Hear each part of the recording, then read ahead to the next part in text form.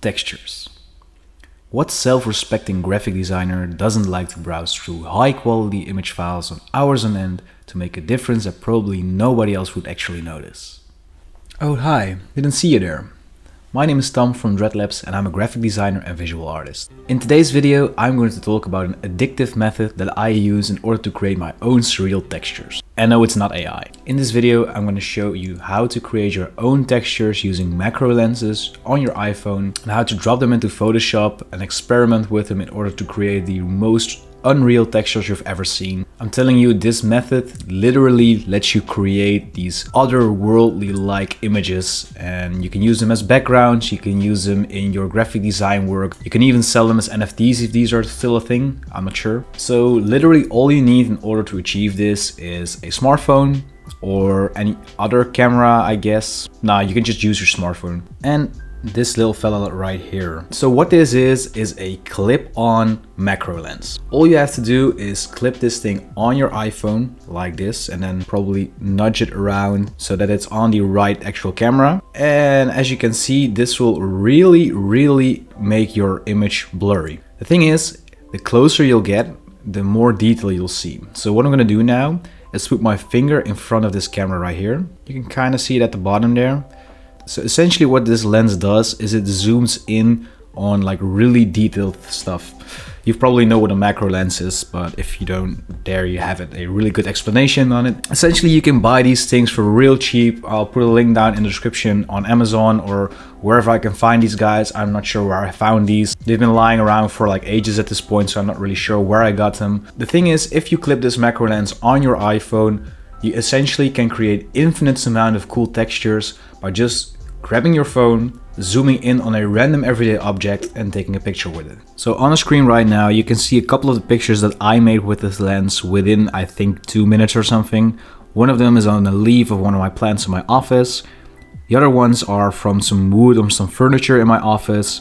Then there's also the ground of some potted plants. And the last one, which is probably my favorite, is acoustic foam that I have around in my office. You cannot really see it because it's in the back there. Behind the camera, but it's basically this stuff. Once you make a close-up of that, you get these really cool zoom in picture of these holes that are in this foam. So doing that on its own is already weirdly addicting and you can create some really cool stuff with it. But in today's video, I'm going to show you what I do to these textures in Photoshop in order to create surreal things.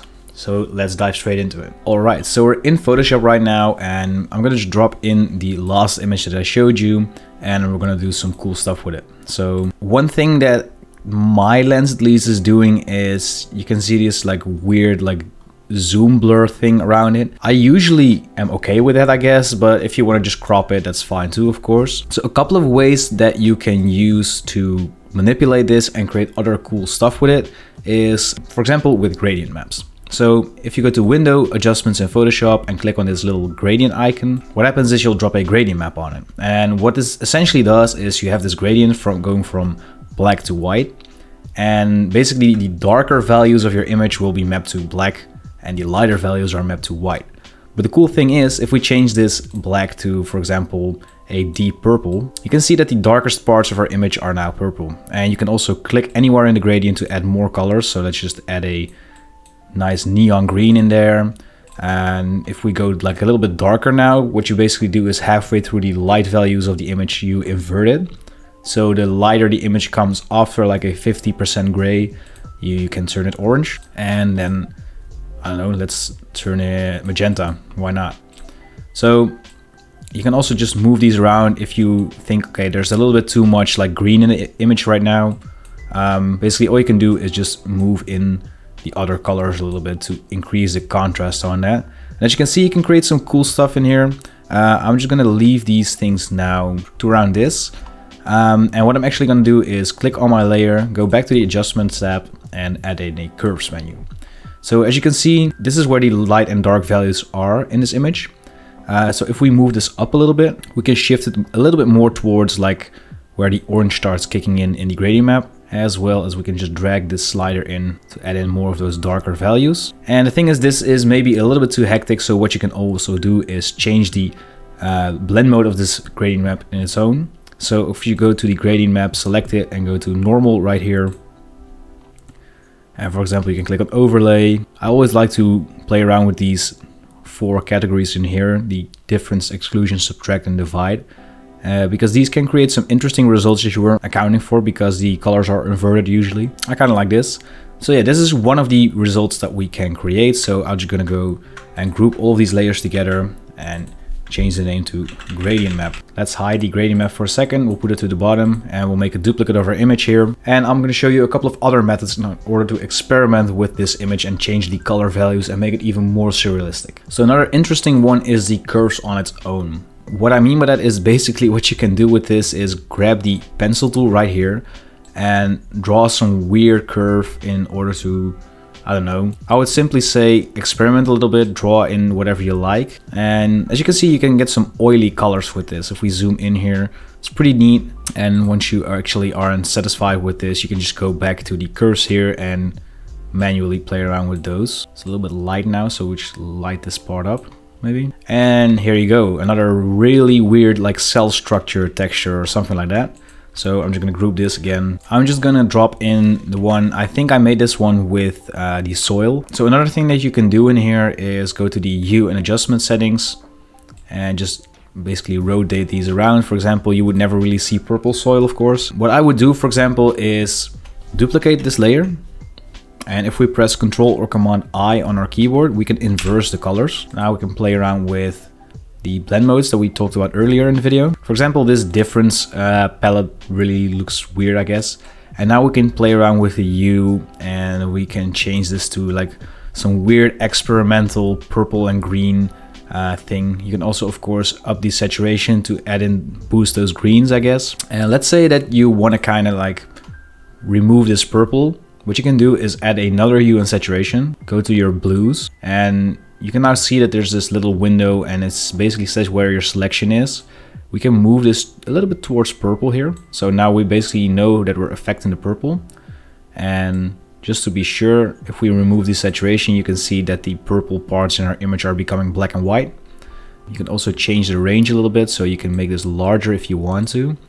Let's go back to the saturation and we'll change this, for example, to green. Now with a full on green texture, with super weird stuff. I'm not sure what you can do with this.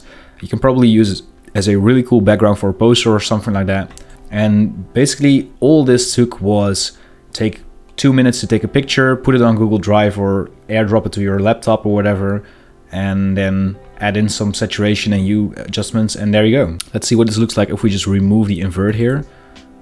We got some pretty cool stuff as well, like some really green natural looking stuff. I'll group this and call it hue saturation. So before we move on to the next one, I just wanted to let you know that if you want to get the PSD file for this and use these textures as your own, what you can do is become a member of my Patreon channel. For just $5 a month, you'll get access to all of the project files, so all of the PSDs on my channel, which at this point are over 100 PSD files, if I'm not mistaken. But before you skip this part of the ad, I actually have a message for the people that don't want to become a patron of mine. I'm currently running a little bit of a research on graphic designers and creatives that want to turn their hobby or their job into a better paying job. So if you're not a graphic designer yet, but you want to get paid doing graphic design, or if you are a visual artist and you struggle with getting clients or maintaining a good source of income, basically I'm looking for you. You could really help me out by filling in the survey in the description down below. So quick recap. If you want to earn more graphic design and you're struggling with this, or you're struggling with being a creative in general, there's a link down in the description with a survey that you can fill out, and perhaps I can help you in the future.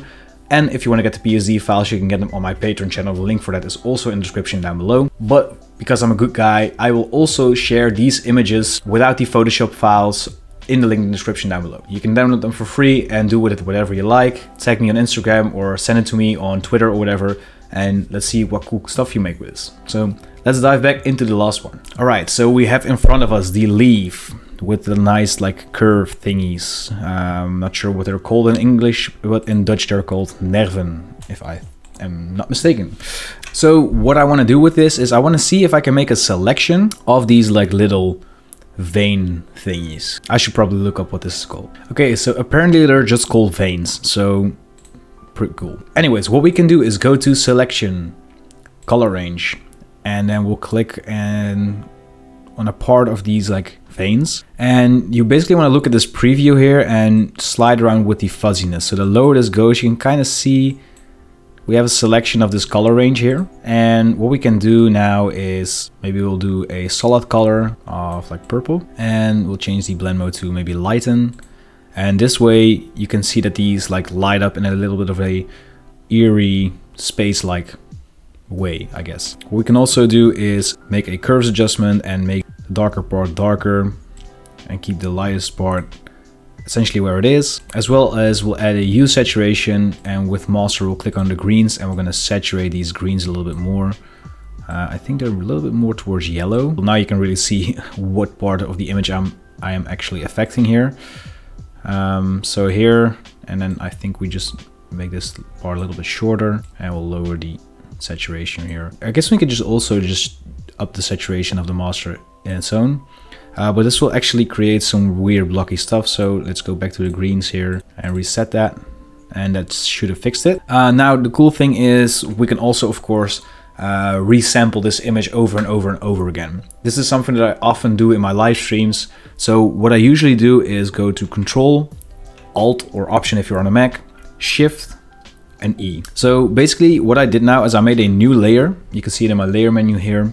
And it's basically a flattened version of what we had so far. Everything that was visible at the point of me pressing in those commands. So what we can do is, for example, grab the surface blur filter, play around with the threshold and see what pops up. We should lower this a little bit. And as you can see, we now kind of like blurring this, except for the parts where the veins are.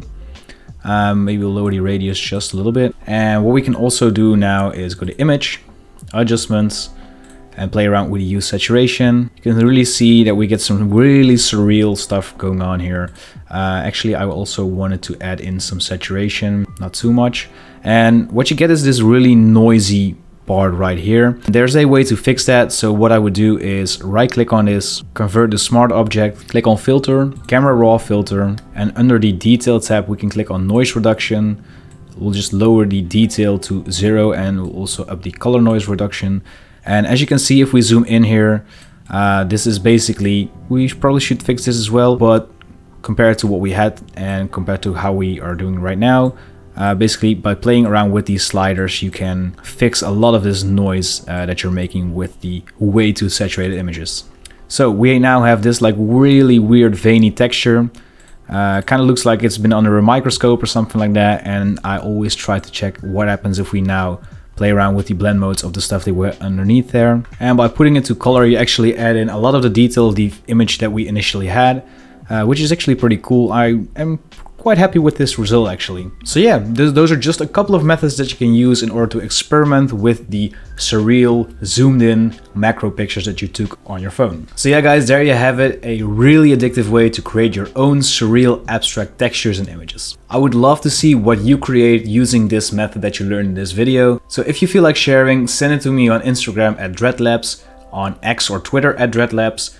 Join our Discord and share your images there and tag me. You can even send me an email if you want to. But yeah, I would really like to see the cool stuff that you can come up with using this method. If you're new to my channel, consider subscribing because I have over 500 videos that help you become a better creative person. It's mostly focused towards Photoshop, Illustrator, Cinema 4D, but there's also a lot of tips for freelancers out there. Don't forget to leave a like and a comment on this video to help it boost in the algorithm. And with all of that being said, this is Tom from Dreadlabs tuning out, and I'll hopefully see you guys in the next video.